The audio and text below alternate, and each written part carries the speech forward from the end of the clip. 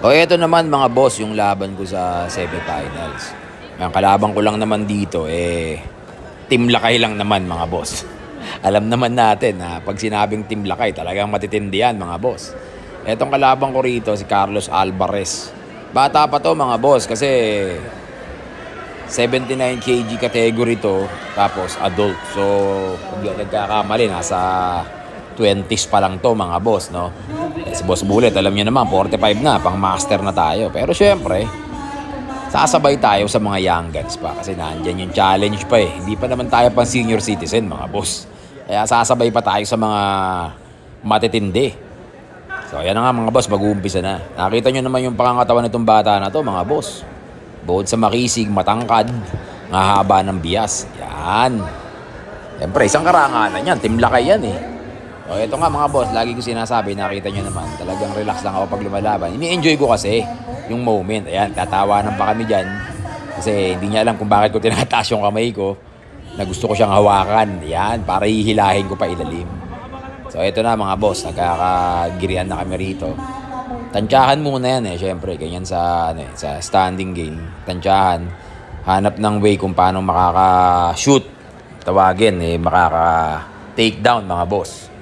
Pero nakita nyo naman yung galaw nitong bata na to. Talagang smooth, ayan oh. Isig eh. Yan, nadepensahan ko yung takedown nyo na yun. Siyempre, tayo kumukuha rin lang din tayo ng timing. Yan, hawakan sa batok. Paghila ng ulo niya, tsaka tayo timing ng shoot, mga boss. Yan, pero makisig yan. Team Lakay eh. Saludo tayo sa mga Team Lakay. Siyempre, mga boss, nandiyan yung buong team nila, nakasuporta. Napakahuhusay ng mga yan. Pero siyempre, pagdating dito, dito masusubok yung husay ng bawat isa. Tsaka challenge yan mga boss. Hindi ko iniisip kung anong team ka. Importante, ibibigay mo kung ano yung pinag-trainingan mo. So ito nga, nagkakasubukan kami rito pa rin. Kailangan kung sino yung unang maka-take down, makapunta sa ground. Para dun kami maghahanapan ng submission mga boss. Pero masasabi ko talagang, yan oh. Nakita nyo naman yung mga shoot timing niya. Mablap yan, pero kumukuha lang din talagang timing. Yun ang matindi ron mga boss. Nakakuha ako ng belo para i-body lock siya. Pero dahil yung momentum ko nasa kanya, nakaikot siya. So pag ikot niya sa akin, pag takedown niya, ayun na.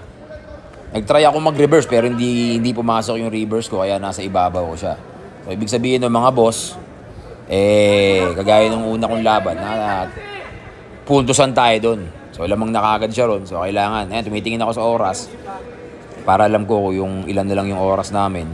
Kailangan kasi makapuntos din ako. At kailangan makalamang para manalo. So ito na mga boss. Dito na magkakaubusan kasi mostly, yan nga, yung kapitan na ganyan, dyan, malakas din makaubos ang lakas. Pero syempre, kung paano ka makakalabas at kung paano rin niya matatanggal yung guard ko.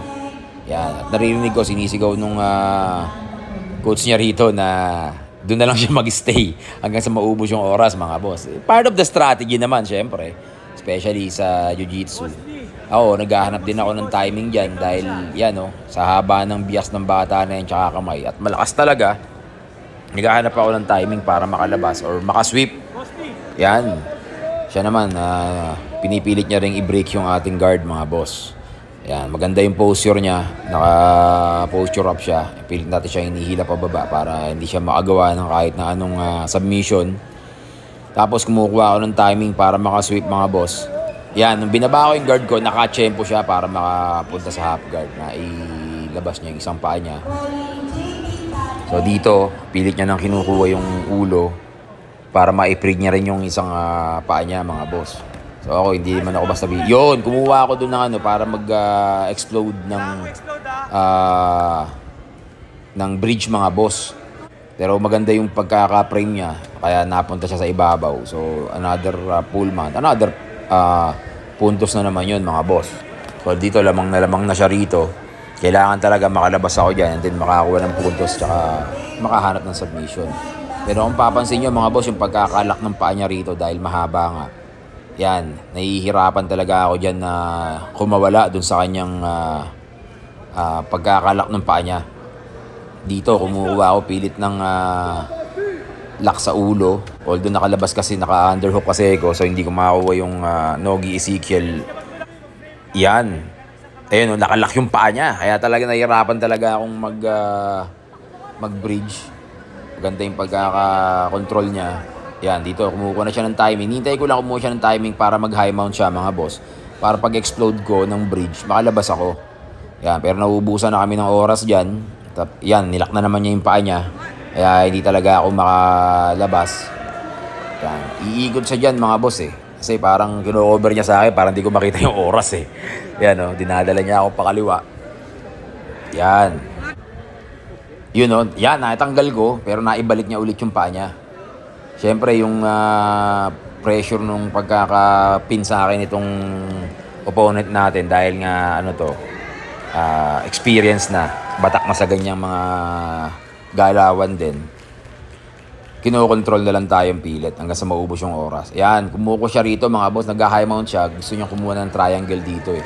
So dito sana ako magkakaroon ng pagkakataon para maka-explode. Kasi talagang hindi niya ako makukuha dyan, hindi ko bibigay yan mga boss. Tayo lang ang nag-iisa dyan na nakakalaban ni Carlos Alvarez sa Team Lakay na hindi niya nasubmit mga boss. Talagang hindi ko ibibigay sa kanya yan. At yun, sa kasamaang palad mga boss, naubusan tayo ng oras. So tinalo tayo ni Carlos Alvarez ng Team Lakay. Via points lang mga boss, hindi niya tayo na-submit. Pero syempre, the end of the day, winning is winning. So congratulations Carlos Alvarez. Bawi ako next time, meron pa naman susunod na competition. Syempre, lesson learned. So alam na natin susunod yung mga pwede natin gawin pa. So yun, naka-bronze lang tayo dito mga boss. Syempre, isang karangalan na makaharap ang mauhusay na atleta na yan mga boss.